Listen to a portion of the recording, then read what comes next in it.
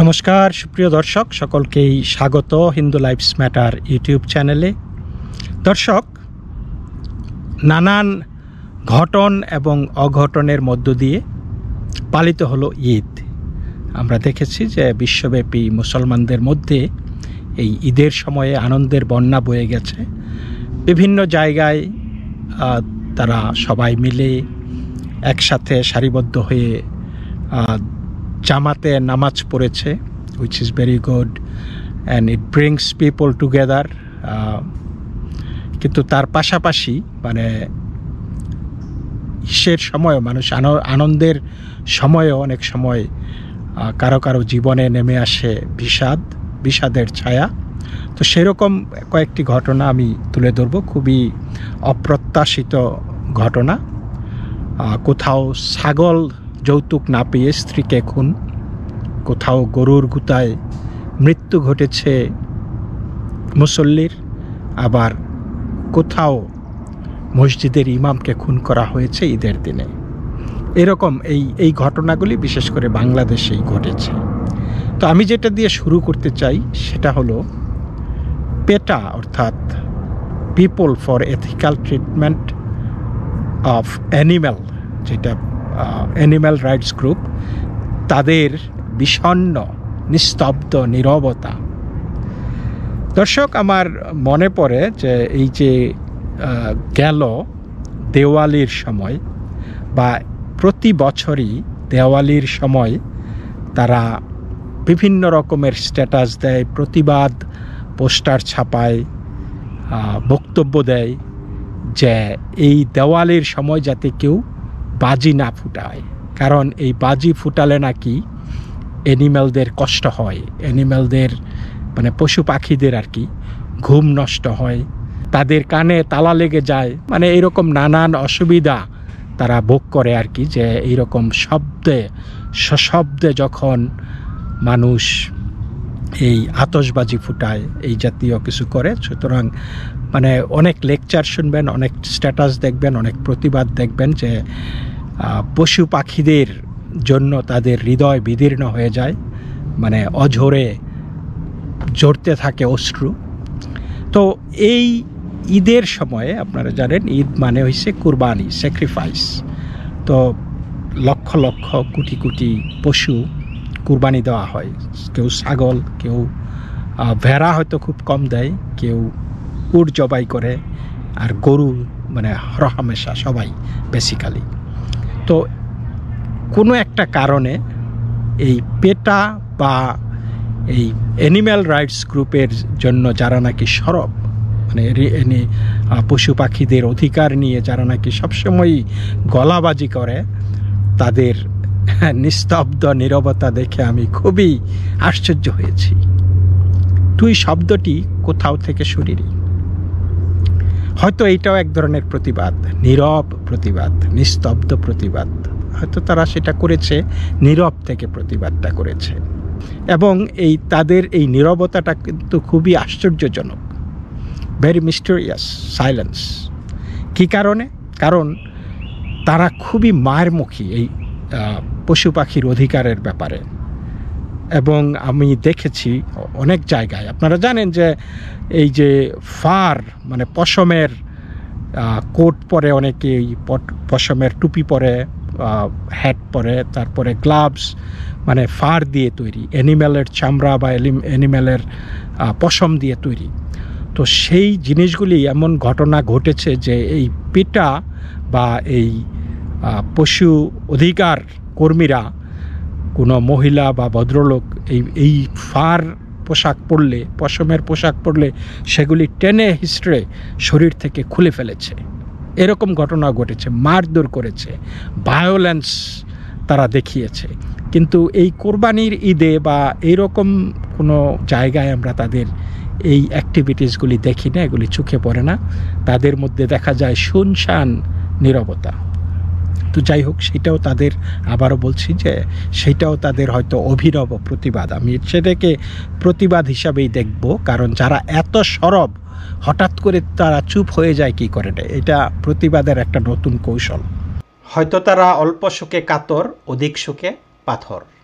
তো যাই হোক, আসি আজকের যেই প্রসঙ্গে, ঘটনাবহুল বাংলাদেশের ঈদ নিয়ে।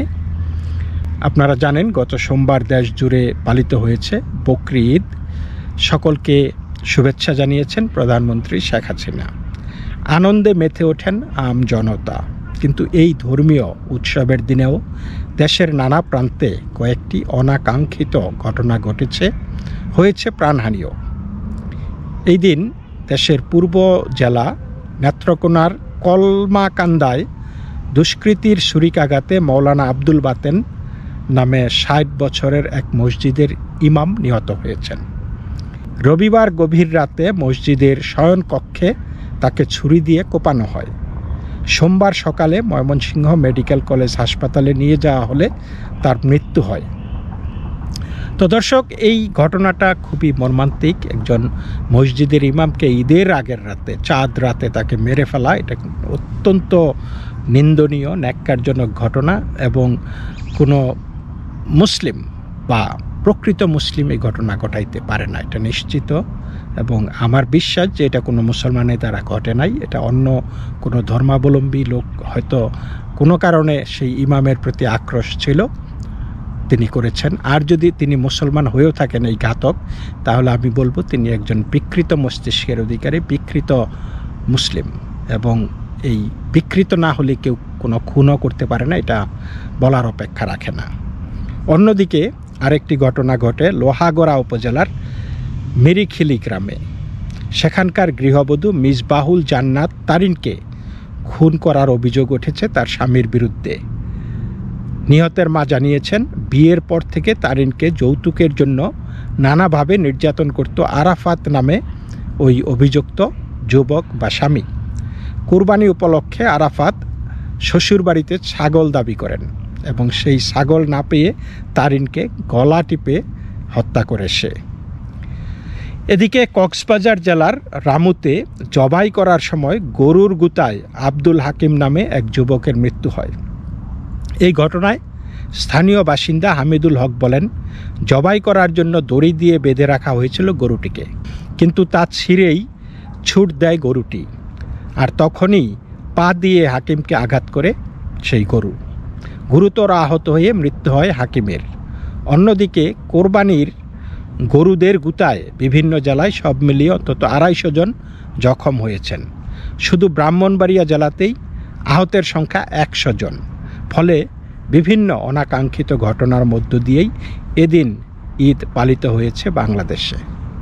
আমি কোনো এই অ্যানিম্যাল রাইটস অ্যাক্টিভিস্ট না, তবে অবশ্যই আপনি একটা প্রাণীকে লতা পাতা খাইয়ে, ঘাস খাইয়ে, গোসল টোসল করিয়ে, মানে স্নান টান করিয়ে, ভালো আদর যত্ন করে তারপরে তাকে মেরে ফেলবেন, সেটা একটু অমানবিক মনে হয় আর কি আমার কাছে। ইট ইজ স্যাড, তাই না? তো এইরকম আমাদের হিন্দু শাস্ত্রেও খুব অল্প সংখ্যক জায়গায় আমি দেখেছি কালী পূজায় পাঠা বলি দেওয়া হয়, এবং মাঝে মধ্যে এবং এখনও আমি সেই পাঠা বলির অনুষ্ঠানের আমন্ত্রণ পাই। তবে এই যে এই বলি দেওয়া যেই পাঠা, সেটা আমি ভক্ষণ করি নিমন্ত্রণ হিসাবে, কিন্তু আমি এটা কখনোই প্রসাদ হিসাবে ভক্ষণ করি না। কখনোই আমি প্রসাদ হিসাবে মনে করে সেটাকে খাই না, বিকজ সেটা প্রসাদ না। কারণ আমি মনে করি যে এই পূজায় এই মাংস বা মাছের মৎস্যাদির কোনো জায়গা নেই। সো স্রেফ আমি খাবার জন্য খাই, এবং এটা না খাইলেও চলে। এবং ইয়েস, অনেকেই আমাকে বলবেন যে এটা অমানবিক, আপনি কি করে এটা অমানবিক। কারণ আমি বলেছি যে I am not an animal rights activist, আমি সেই কার্ড ক্যারিং মেম্বার না। তবে দর্শক, আমি মনে করি বলিদান কোনো পূজার অংশ হইতে পারে না, কোনো স্যাক্রিফাইস। এটা কোনো স্যাক্রিফাইসও না। কিসের স্যাক্রিফাইস? আপনি একটা প্রাণীকে হত্যা করে স্যাক্রিফাইস করতেছেন, কিন্তু আপনি তো নিজের কিছু স্যাক্রিফাইস করতেছেন না।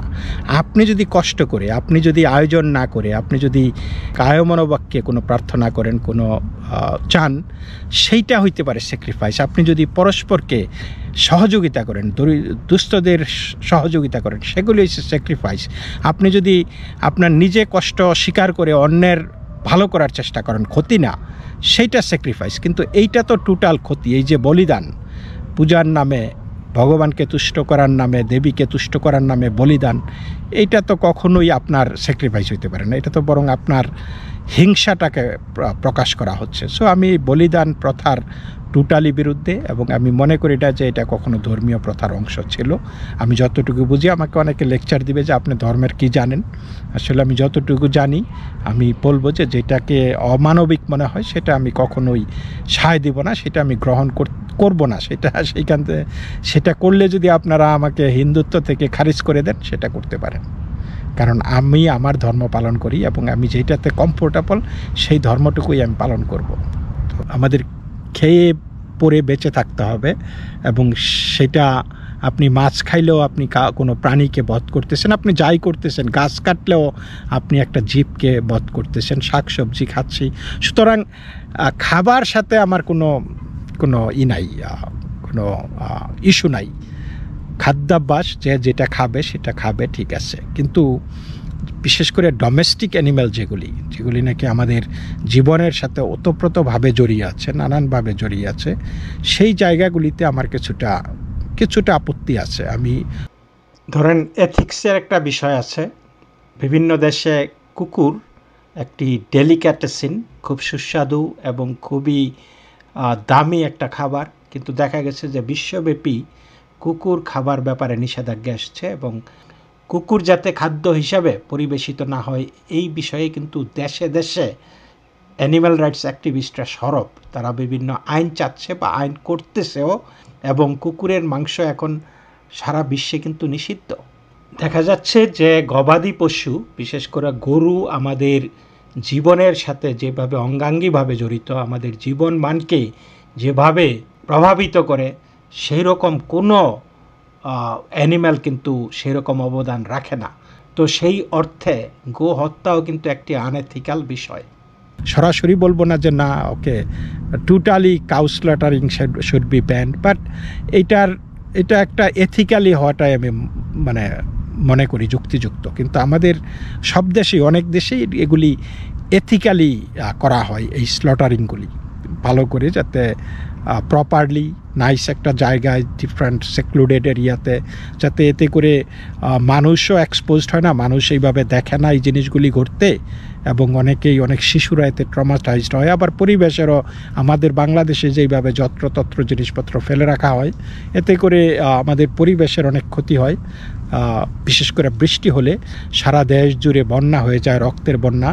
আর বিশেষ করে আরেকটা জিনিস হলো যে, আপনারা জানেন যে বাংলাদেশে প্রচুর পরিমাণে হিন্দুরা আছে, এবং সেই হিন্দুদের অনেক সময় দেখা যায় যে যেহেতু জনসংখ্যার ঘনবসতি আছে অনেক বাংলাদেশে, দেখা গেছে যে মন্দিরের সামনে মাঠ, সেই মাঠে গরু কোরবানি হচ্ছে, বা হিন্দু বাড়ির পাশে মুসলমান বাড়ি, সেই বাড়ির উঠোনে গরু কোরবানি হচ্ছে, এবং এইগুলি এথিক্যাল না, এগুলি মোটেও এথিক্যাল না।